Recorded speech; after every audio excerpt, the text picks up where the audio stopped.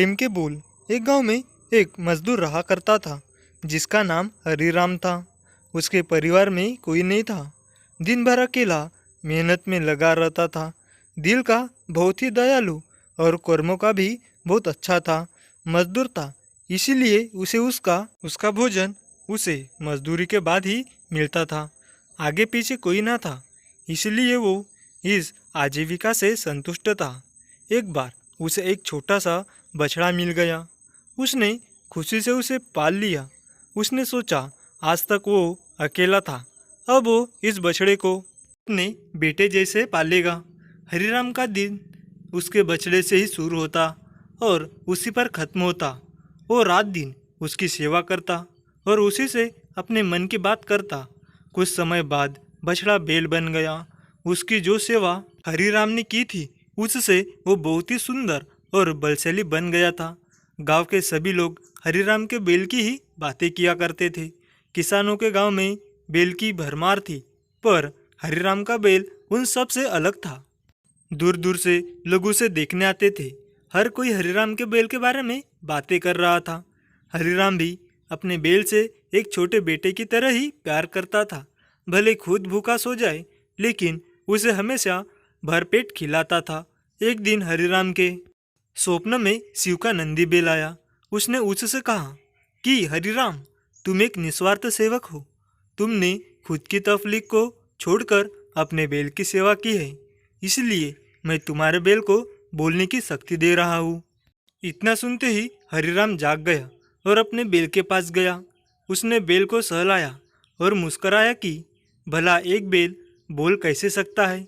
तभी अचानक आवाज आई, बाबा, आपने मेरा ध्यान एक पुत्र की तरह रखा है। मैं आपका आभारी हूँ और आपके लिए कुछ करना चाहता हूँ। यह सुनकर हरिराम घबरा गया। उसने खुद को संभाला और तुरंत ही बैल को गले लगाया। उसी समय से वह अपने बैल को नंदी कहकर पुकारने लगा। दिन भर काम करके आता और नंदी से बातें करता। गरीबी की मार बहुत थी। नंदी को तो हरिराम पेट भर देता था, लेकिन खुद भूखा सो जाता था। यह बात नंदी को अच्छी नहीं लगी।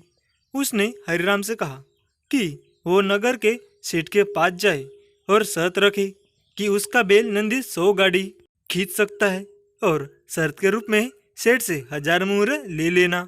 हरिराम ने कहा, नंदी, तू पागल हो गया है? भला कोई बैल इतना भार वहन कर भी सकता है? मैं अपने जीवन से खुश हूँ, मुझे यह नहीं करना। लेकिन नंदी के बार बार आग्रह करने पर हरिराम को उसकी बात माननी पड़ी। एक दिन डरते डरते हरिराम सेठ दीनदयाल के घर पहुंचा। दीनदयाल ने उससे आने का कारण पूछा। तब हरिराम ने शर्त के बारे में कहा। सेठ जोर जोर से हंसने लगा। बोला, हरिराम, बैल के साथ रहकर क्या तुम्हारी मति भी बैल जैसी हो गई है? अगर शर्त हार गए तो 1000 मुहरे के लिए तुम्हें अपनी झोपड़ी तक बेचनी पड़ेगी। यह सुनकर हरिराम और अधिक डर गया, लेकिन मुंह से निकली बात पर मुकर भी नहीं सकता था। शर्त का दिन तय किया गया और सेठ दीनदयाल ने पूरे गांव में ढोल पीटकर इस प्रतियोगिता के बारे में गाँव वालों को खबर दी और सभी को यह अद्भुत नज़ारा देखने बुलाया। सभी खबर सुनने के बाद हरिराम का मजाक उड़ाने लगे और कहने लगे कि यह सर तो हरिराम ही हारेगा। यह सब सुनकर हरिराम को और अधिक डर लगने लगा और उसने नंदी से घृणा होने लगी और उसे कोसने लगा। बार बार उसे दोष देता और कहता कि कहा मैंने इस बैल को पाल लिया, मेरी अच्छी भली कट रही थी, इसके कारण सर की छत से भी जाऊंगा और लोगों की थूथू होगी वो अलग। अब हरिराम को नंदी बिल्कुल भी रास नहीं आ रहा था। वह दिन आ गया जिस दिन प्रतियोगिता होनी थी। सब माल से भरी गाड़ियों के आगे नंदी को जोता गया और गाड़ी पर खुद हरिराम बैठा। सभी गाँव वाले यह नज़ारा देख हंस रहे थे और हरिराम को बुरा भला कह रहे थे। हरिराम ने नंदी से कहा, देख, तेरे कारण मुझे कितना सुनना पड़ रहा है। मैंने तुझे बेटे जैसा पाला था और तूने मुझे सड़क पर लाने का काम किया। हरिराम के ऐसे घृणित शब्दों के कारण नंदी को गुस्सा आ गया और उसने ठान ली कि वो एक कदम भी आगे नहीं बढ़ाएगा और इस तरह हरिराम शर्त हार गया। सभी ने उसका मजाक उड़ाया और उसे अपनी झोपड़ी सेठ को देनी पड़ी। अब हरिराम नंदी के साथ मंदिर के बाहर पड़ा हुआ था और नंदी के सामने रोकर उसे कोस रहा था।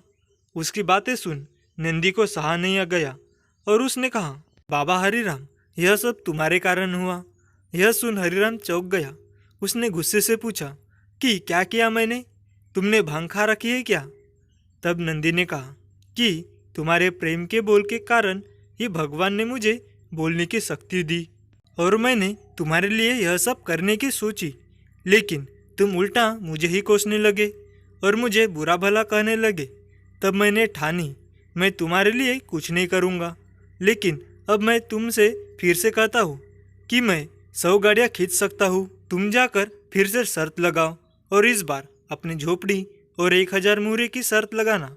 हरिराम वही करता है और फिर से शर्त के अनुसार 100 गाड़ियाँ तैयार कर उस पर नंदी को जोता जाता है और फिर से उस पर हरिराम बैठता है और प्यार से सहलाकर उसे गाड़ियाँ खींचने कहता है। और इस बार नंदी यह दिखाता है जिसे देख सब सस्त रह जाते हैं और हरिराम सर जीत जाता है। सेठ दीनदयाल उसे उसकी झोपड़ी और 1000 मुहरे देता है। प्रेम के बोल कहानी से यही शिक्षा मिलती है कि जीवन में प्रेम से ही किसी को जीता जा सकता है। कहते हैं प्रेम के सामने ईश्वर भी झुक जाता है, इसलिए सभी को प्रेम के बोल ही बोलना चाहिए।